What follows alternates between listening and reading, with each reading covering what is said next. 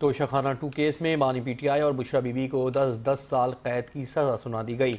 बानी पीटीआई और बुशरा बीबी को पीपी से दफ़ा 409 के तहत 7-7 साल कैद की भी सजा सुनाई गई। मजमूई तौर पर दोनों को 17-17 साल की सजा सुनाई गई, जबकि इन दोनों को 1 करोड़ रुपए जुर्माने की भी सजा सुनाई गई। स्पेशल जज सेंट्रल अर्जमंद शाह ने अडियाला जेल में बानी पीटीआई और बुशरा बीबी की मौजूदगी में तोशाखाना 2 केस का फैसला सुनाया। बानी पीटीआई और उनकी अहलिया बुशरा बीबी पर इल्ज़ाम है कि उन्होंने 2021 में सऊदी वली अहद से बुल्गारी ज्वेलरी सेट वसूल किया। FIA के रिकॉर्ड के मुताबिक ज्वेलरी सेट की कुल मालियत 7.5 करोड़ से ज़ायद थी।